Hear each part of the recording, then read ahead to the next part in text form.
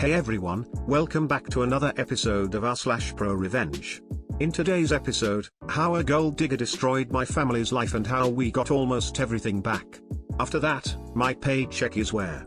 Finally, never got bullied again after I showed her my paper. Before we get into today's episode, remember to subscribe so you never miss another of our videos.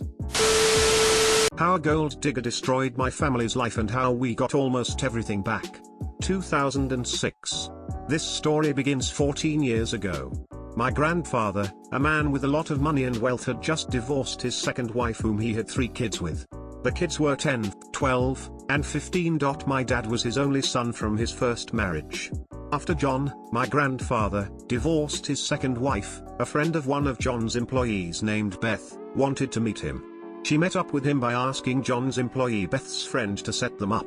He eventually set them up. They ended up having several dates. A few months pass, and John invites her to move in with him. He buys her a car and helps her sell her house. So far, everything seemed nice. They were in their honeymoon stage where they're having fun together. Everyone was happy for them. 2007.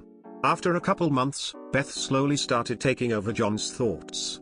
I say this because she started talking bad about his kids, and how they're lazy, spoiled brats, that should go to military school. He refused and says that they're good kids, and they need to finish high school first. She continues with bad-mouthing his kids and now starts to include my dad, 43 at the time. She claims that my dad can't do his job correctly, and how Beth's son is a lot better and that he should replace him with her son. 2008. After a lot of persistence, Beth was able to convince John to send his kids away, but they compromise and instead of sending them to military school, they simply buy them a small house for them to live on their own. At 12, 14, and 17, his 3 kids are kicked out of their own home. 2009. Beth convinces John to fire my dad and hire her son. 2010. My dad talks to his uncles John's brothers to try and convince John to move his kids back in and let my dad work with him again. John tells everyone to screw off, tell us he hates us all, and the only one that matters is Beth and her family. 2011 to 2014. These couple years, things remain silent. There is very little communication with John. We would go visit him occasionally to make sure he's okay.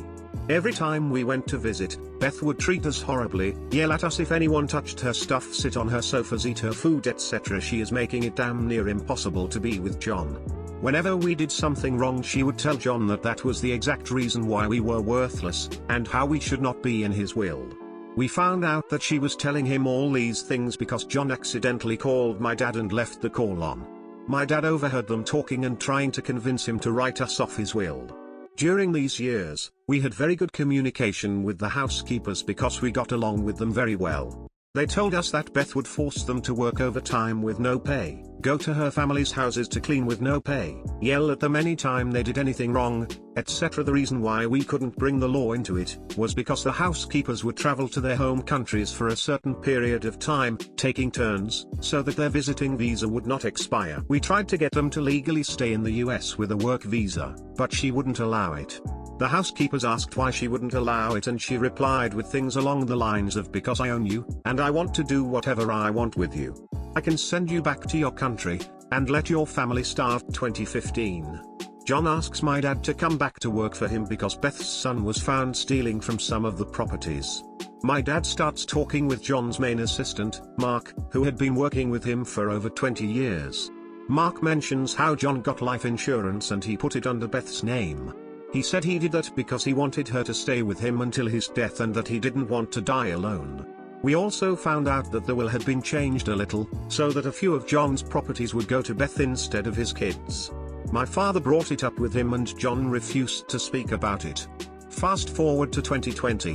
COVID-19 cases start rising, John can barely stand up, his blood pressure fluctuates way too much, he can barely speak, and his blood sugar is high. We visit him about once a month because we want to be with him as much as possible, but Beth doesn't allow us to come anymore.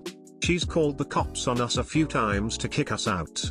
We are told by the housekeepers that she's been taking him out to eat every day. We call her yelling at her that she can't be doing that because if he catches COVID, that's it for him.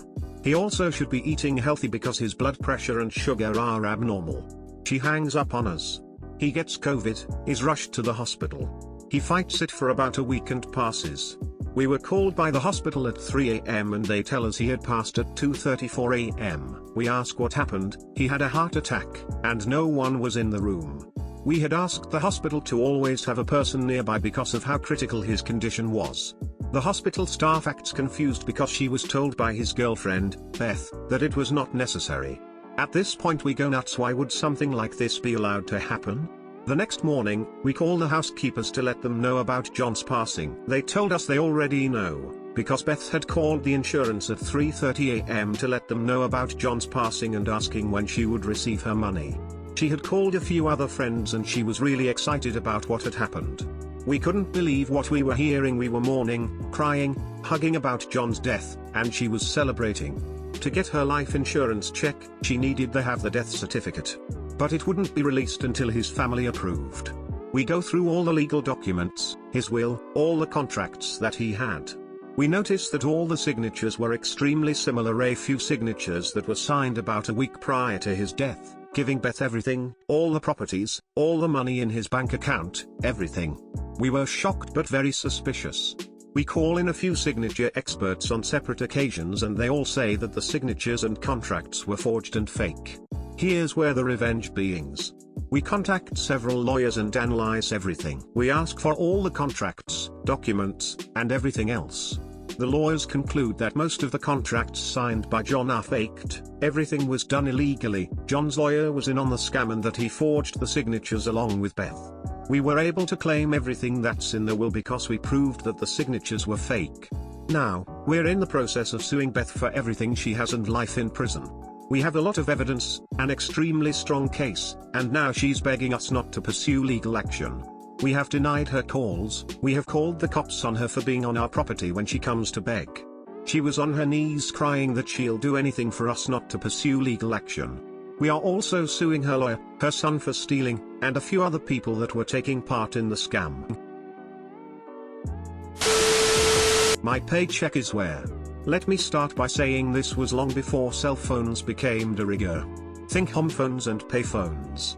My parents insisted I be a responsible teen, meaning I should pay my own car insurance and earn my spending cash. Thanks mom and dad.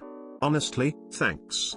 I learned a good deal about responsibility from this simple exercise. So, I got a job flipping burgers for a regional chain. The work was hellish with dirty long hours. This was my senior year and I stuck with it as I moved into college. They even deemed me worthy of a shift manager title, but I vehemently refused to become salaried because I feared they'd work me 60 hours a week. They'd call my house on days off asking me to come in. They'd call before I was scheduled to work asking me to come in early. I was already working almost 50 hours a week and my class attendance, homework, and social life were suffering. I had no luck finding any unskilled work that wasn't worse. Think doing landscaping in 100+ temps all day. My parents issued an ultimatum and I cracked. I decided I'd join the military to escape. The people I worked with lobbied me not to do it. They told me the military was a brutal environment and it would crush my spirit. Like this place wasn't. I did the deal, signed the paperwork and set a date to go off to basic training a few months down the road.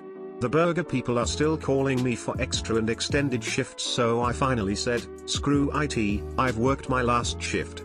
The franchisee and district manager had a history of toying with people who quit. They'd play this shell game with their last check to send employees on a wild goose chase. The former employee would show up on payday to get their last check to be told it was at the franchisee's HQ. Then they'd say it was at their main restaurant closest to HQ.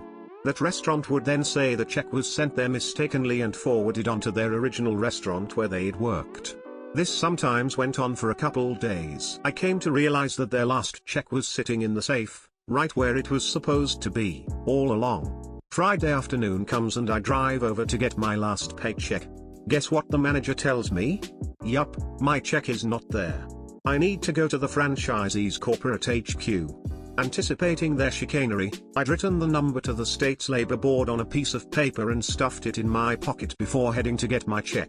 I pull the piece of paper out, set it on the counter, explain what it is, and notify them that I'm stepping outside to call the labor board to request a complaint packet be sent to my house, but I expect my check when I come back in. I step outside, call my dad, and laugh because these transparent clowns did exactly what they always do. I walk back to the counter and the general manager appears from around the corner holding my check. She slides the check across the counter while looking away like it was a dead lizard she'd been forced to handle. I tried to make eye contact while tamping down a grin. No dice. She won't look at me. Never got bullied again after I showed her my paper. There was this girl that gave me such a hard time in school, we'll call her Diane. So Diane for some reason just never liked me and she would do very mean things to me all year. She once changed the password to my social media account so I couldn't log in. She had a burn book where she wrote my name in it and passed it around the classroom so they could write insults about me. She came up with code names for me so she could openly talk shit about me and I wouldn't know it. The worst thing she ever did was humiliate me in front of the class until they were all laughing at me. I forgot what she even did since this was such a long time ago, but it pushed me over the edge and I attempted suicide that night. There was this poetry contest at our school, and it was a big deal. The entire school was raving about it and Diane was really determined to win. She told everyone she knew that her poem was the best and she was gonna win.